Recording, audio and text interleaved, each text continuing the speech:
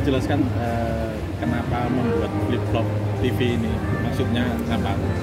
Nama dari Flip Flop TV apa artinya? Ya. Juga, oke.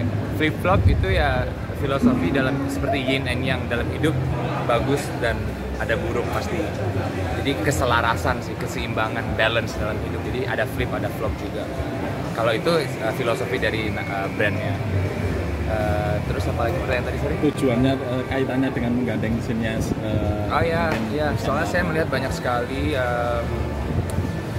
konten kreator, terutama sekarang sudah mewabahnya sosial media dan TikTok.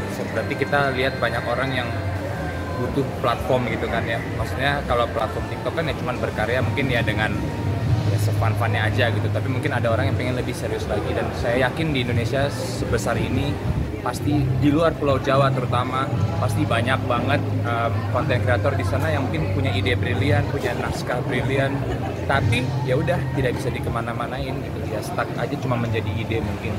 Ya disitulah maksudnya Flip Flop hadir menjangkau mereka untuk membantu gitu bila mana mereka mungkin kurang punya sarana, kurang punya support untuk mengembangkan karir mereka yang mungkin bentuknya masih konsep, masih ide cerita gitu.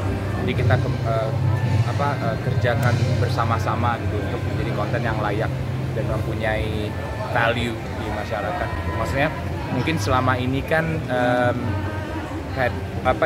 standarnya adalah semua dari manapun harus datang ke Jakarta untuk mengkaryakan sesuatu, untuk mendapatkan validasi gitu dari masyarakat. Itu validasinya kacamatanya Jakarta.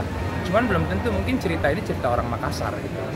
Kenapa harus divalidasi ke Jakarta? Sehingga kalau tidak divalidasi ke Jakarta atau Jakarta sentris ini, dia tidak bisa dapat tempat dimanapun. Padahal kan sebenarnya nggak usah jauh-jauh, dia bisa dapat tempat di daerahnya di mana dia berasal gitu. Karena yang mengerti bahasa Makassar ada orang Makassar, yang mengerti budaya Makassar atau cerita-cerita kehidupan orang Makassar ada orang Makassar sendiri gitu. Jadi inilah maksudnya, tapi dengan mungkin kalau tidak mereka ke Jakarta juga tidak menjadi kualitas yang lebih baik mungkin. Jadi mungkin itu pola pikirnya ya, sehingga mungkin sekarang dengan adanya platform digital banyak kemudahan yang bisa didapat gitu. Ya itulah kita datang ke mereka mungkin untuk membantu mereka membuat ini menjadi suatu konten yang lebih baik lagi. Karena saya yakin kok di Indonesia ini sebegini besar, sebegitu banyak budaya, pulau dan orang. Pasti tidak hanya di Pulau Jawa saja itu terjadi karya itu gitu. Itu sih Mas, kenapa? Untuk target misal berapa film atau nanti seperti apa itu? Kalau yang sudah kita bikin originalnya sudah 11, itu original series yang kita bikin, kita produksi sendiri.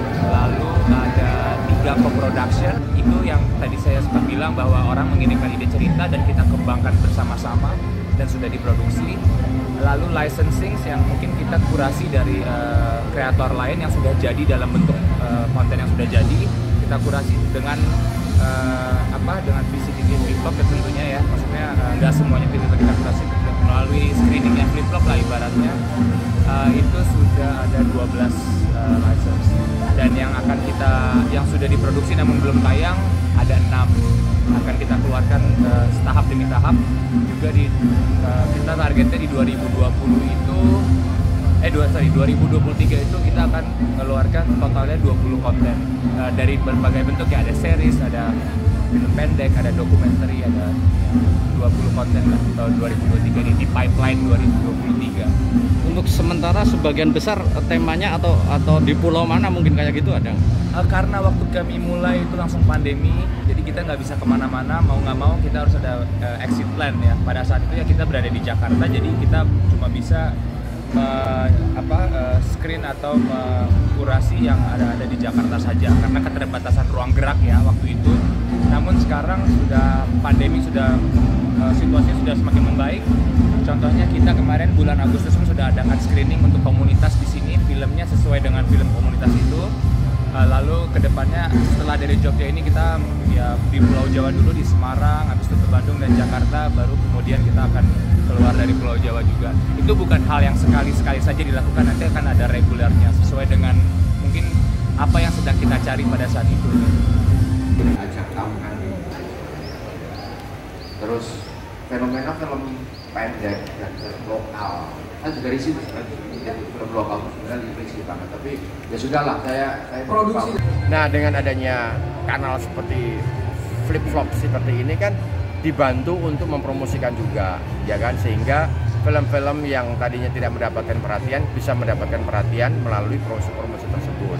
Ya tentunya karena ini adalah sebuah platform dengan basis dengan basis modal, permodalan dan juga itu bisnis, ya kan, sebagaimana sinema, maka kemudian harus berbayar gitu kan. Berbayar itu tuh sebetulnya itu wajar kok. Kayak kita misalnya membeli minyak tanah gitu kan, atau minyak goreng itu kan juga kita berbayar, gak ada juga gratis gitu kan. Tapi sebenarnya hasil dari kita membayar itu kita menjadi lebih kritis. Saya sudah mengeluarkan uang gitu kan, saya sudah membayar, maka berikanlah saya sajian yang bagus, yang informatif, yang tidak menyepelekan logika segala macam itu kan. Jadi dengan adanya kita membayar, maka si yang memiliki konten-konten tersebut itu juga harus memiliki tanggung jawab melakukan eksplorasi seni, eksplorasi estetika, eksplorasi cerita dan sebagainya, sehingga ya match. Misalnya saya membeli dengan harga 10.000 gitu kan, ya saya harus mendapatkan kualitas bagaimana saya membeli segala harga 10.000. Jangan kemudian membeli 10.000 tapi harga kontennya seharga 2.000, 3.000 gitu kan. Itu kan berarti mencederai gitu kan. Ini juga kanal-kanal tersebut memikirkan tentang hak cipta dari si konten-konten kreator tersebut. Karena meskipun kita misalnya ya punya modal yang cukup besar untuk bisa membeli konten kreator tersebut, maka setidaknya kasihlah semacam reward di situ, persentase, ya mungkin tidak harus 50%, ya kan, mungkin ya 5%, 10%, sehingga si konten kreator itu tuh memiliki asetnya, memiliki IP-nya itu sepanjang masa.